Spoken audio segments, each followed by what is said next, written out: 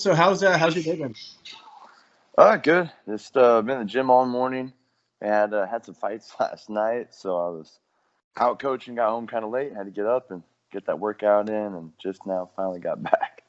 How's the pandemic been on your training? I mean, I hear a lot of people being like, I'm just taking it off. Other people have been working harder, doing a lot more cardio. What was the pandemic like for you in your training? A little bit of both. It was one of those where at the beginning of it, I was still training very hard, but I thought I was going to fight in April. So, it was one of those where like I still had to keep training no matter what and kind of keep going. So it started off that way, and then once the card got canceled and all that stuff kind of happened. I feel like I've been in fight camp for a long time. I thought I was going to fight in January. The opponent they were wanting just wouldn't take the fight, so it got pushed back. And then I got a new opponent for April, and all this stuff happened. So once I did have to like officially shut the gym down and the fight got canceled, and that stuff, I took a few weeks of just relaxing and spending time with family and like just slowing life down. I mean, it was needed. It was overdue. It was really overdue. Just kind of spend time with a little one, the family. Like just it was. I know a lot of people are going through some really hard times in that moment, but like I feel like for me, uh, I really kind of tried to like find something positive, and that was a huge positive out of it for me.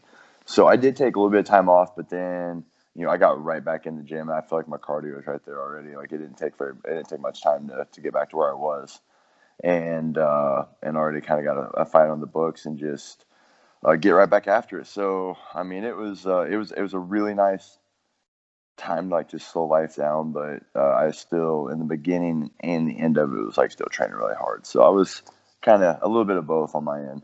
Describe what it's like to have a fight fall through. I mean, understandably, it fell through with everything going on, but I mean, as a fan, it's kind of hard to visualize. All right, like I'll just delay my next fight. I'll fight someone else. But as a fighter who's training specifically for a certain fight style, what's it like to have that fall through? Man, it's part of the sport. It's one of those where it's part of the sport. It happens. I get that, but now like at this point, it I don't know. It's hard, a little bit hard to explain. Certain. There's different ways to look at it. There's uh, a fight might fall through, and then they might get a replacement, and then stylistically things change. So there's definitely that aspect of it. There's also just, I mean, this is still a job for us, like. So I fought at the end of last year. I dropped a close decision. So don't don't get a full paycheck on that one. I want a fast turnaround and come right back. So I thought January would be good, and then push back to April, and then now we're in look at the end of August. Hopefully, I mean, like you still never know. Like there's people dropping off these cards like crazy. People feel great. They're still tested positive and can't fight. So it's a really strange time, and I just like it's hard to get like, oh well, we avoided that, like we stayed, like what, like I mean you just don't know until, I mean, look at Trevor Giles, like passed out right before the game. Like Yep. you just at this point, like I'm just not gonna like think my fight's gonna happen until I'm in there and he's facing me and they shut the door, like, all right, I think we're good to go now. So yeah, it's a hard time right now, man. It's really weird. Some guys are able to stay active and just get right back in and stay busy. uh some of these other weight classes are a little bit harder to do that. So I'm hoping we can get this one out of the way and stay active. That's something I was wanting to do when I moved back to 85, but there's been a lot of stuff going on that just uh, hasn't been the case lately. So yeah, there's two things. It's one, have to prepare for someone new in a different style, and then I mean, another is just like if it just keeps getting delayed and delayed and delayed. I mean, that means your paycheck gets delayed and delayed and delayed. And luckily, I try to. I've got other stuff, I own a gym, I own another business and stuff like that. Supplements things, but still, it's kind of a scary deal whenever your big lump sum paychecks that you get aren't as consistent right now. So you touched on moving up to 185. How significant has that been for your career, both mentally and physically? It was a long time coming. I never thought I could make 70, and Tyler Minton is a phenomenal nutritionist. He helped me get down there to it. It's just it just was really rough. I could make the weight, but the ability to recover enough to fight at the pace that I really need to be competing at was very, very hard. So like I was getting finishes, but the fights that were really kind of getting pushed to deep water, it was hard for me to push my body over and over and over again to do that. So now being at middleweight, I back up to middleweight. I feel like I have kind of full reign, and it's taken me a couple fights to like get over that mental block. I think of like, hey, like we're good. We can let loose. We can go. Like we're in great shape. Our cardio's there. Like don't be you don't have to hold the reins back and afraid that your body's just gonna like shut down or like give out. Uh, so I'm still. I feel like I'm just now kind of mentally even get back to that point. I'm kind of excited for this. The next fight, and hopefully I get to kind of prove that making that jump is really a good thing. Which I mean, I've already had to prove it. I had I had to dig deep and grind on the Trevor Smith fight. I shattered my orbital in like first 7 seconds of that fight, and just really had to dig deep and battle it out and stuff. But it would have been hard to do at 170 for stuff like that. Like it's just that was the main thing. Just the hard weight cut and the recovery. And stuff. So I think go with the middleweight kind of just help relieve a little some of that stress and pressure mentally, physically, and everything. Even your last performance, I mean, it was you were facing Omari Akhmedov, who, I mean, even against Chris Weidman, was it last weekend? He looked super, super impressive. Is it a little bit bittersweet knowing that you were that close to beating him and you could have been getting the Chris Weidmans or the other guys in the top 15? Is it a bit bittersweet knowing you lost that, or is it a little bit reassuring knowing, like, you know what, he's facing those guys, I'm a fight away? Yeah, I mean, I always try to stay very positive on my outlook on stuff, but I mean, yeah, I mean, like you said, it's obvious. If I won that fight, I'm right there in the top 15. Like he got ranked like right after that fight. So knowing that would have been me, I would have had these guys. Yeah, I mean, it's definitely in the back of my mind, but I dropped him. I didn't finish up. I didn't finish the fight like I should have. I didn't stop takedown. Whatever. I mean, I felt like I was landing the hard strikes, even on the ground. He was able to take me down, but I never really felt in danger. I was able to kind of like start setting up Kimuras. Just never was able to finish. But yeah, I mean, I feel really, really good about that fight, minus like giving a couple takedowns, which I think lost me the scorecard. So knowing that he's right there tells me that I'm doing something right. I'm right there as well. I just have to just gotta string those wins together, do my thing, and and it'll be my name with these guys too. And I know I can compete with the best guys in the world. It's just getting the opportunity. So you've got a big fight now in 2 weeks. Alessio Di Chirico, I think is how you pronounce it. How do you view him as an opponent? With him, he hits hard. He hits hard. He counters well.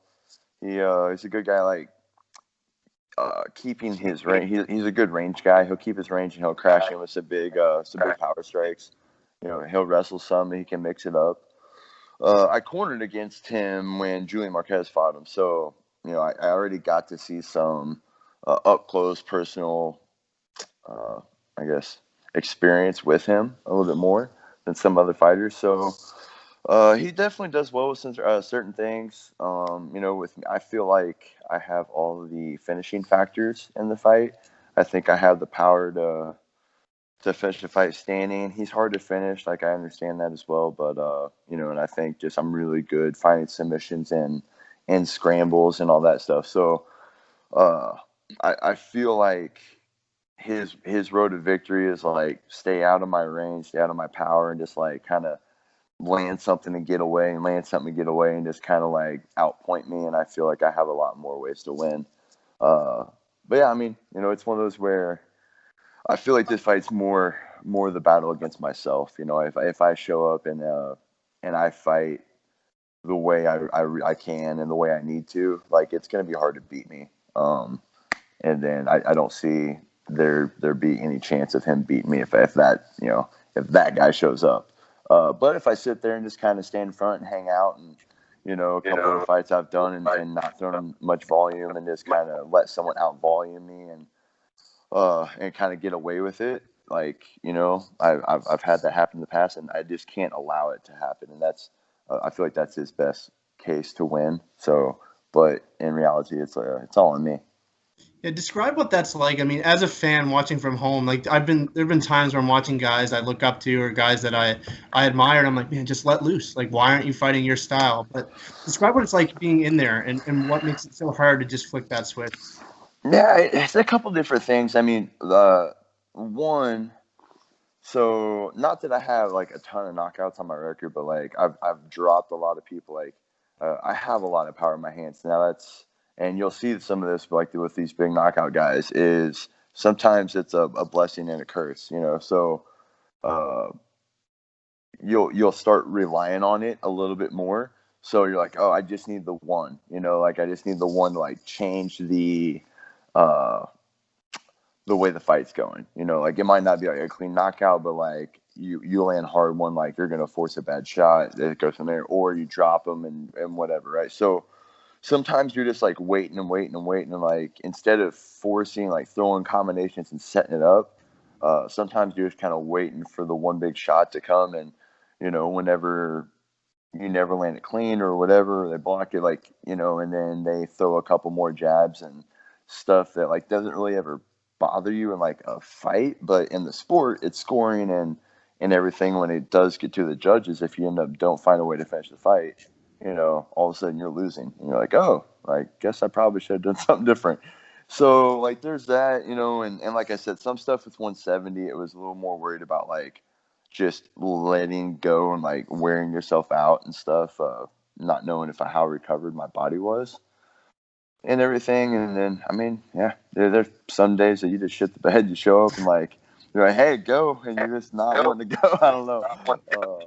Yeah, it's just different, everything's different, but yeah, I mean, I feel like you'll see it a lot more with power guys because, or they'll land a big shot and they know it hurts. So like they go to the well so much with that same shot instead of just kind of flowing and go right back to the blend of everything and stuff like we should. So it's that's where you'll really notice it, is when you see more power guys like Yoel Romero. Like you get some of these, like the what was the oh man, the fight that just disgusted everybody. Ngannou and Derek Lewis. Yeah. Right, you're like, oh, someone's going to sleep, but finally they're like, oh, hey, this guy's got some big power too. So they're like staring at each other, like, I need the one, but I don't know if I want to eat yours to get to it, So like, and yeah, I mean, there's so many different reasons why you kind of get some of those stalemate situations and stuff, but a lot of times it's with power and respect of power.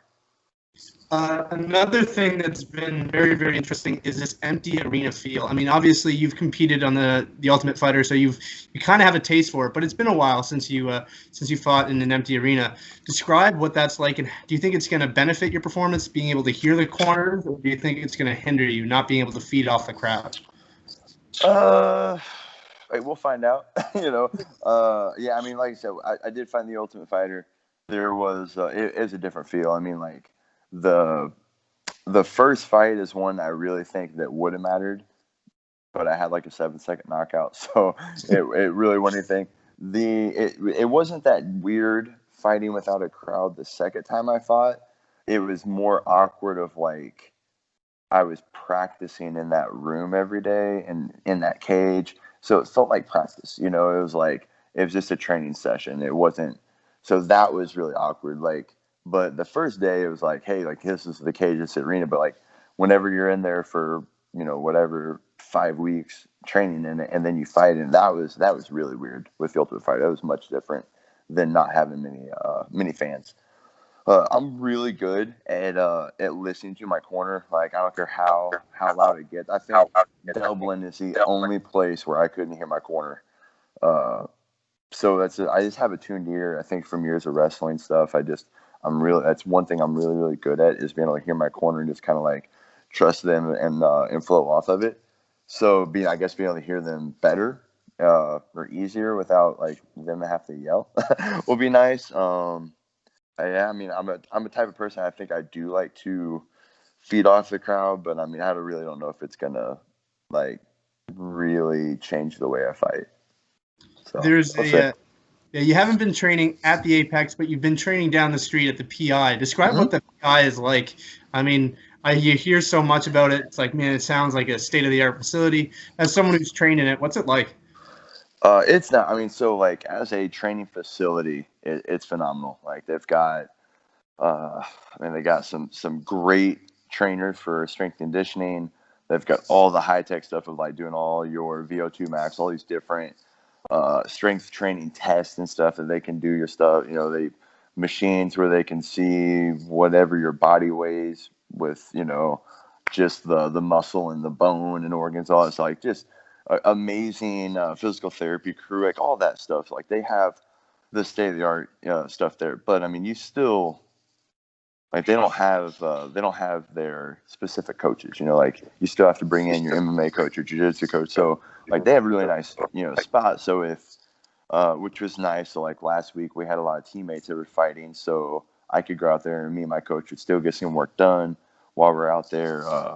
Anthony Smith is out there training with me too. So uh, it's nice to have a really good facility that we can go and get taken care of. But like all the recovery and all that stuff is just it's phenomenal. Like, but it it's nice. Like if you lived out there, it's great to like have that stuff for the food prepped for you, made for you. All that stuff is great. The recovery, the strength and conditioning, but like you still got to have your team and your coach that you trust and everything. And you know they've got some of those out in Vegas. You know, I really love uh, the crew I have out in Denver and in Kansas City. So it's nice when some of those guys can travel with you if like you're just there already and stuff. But it's a phenomenal facility.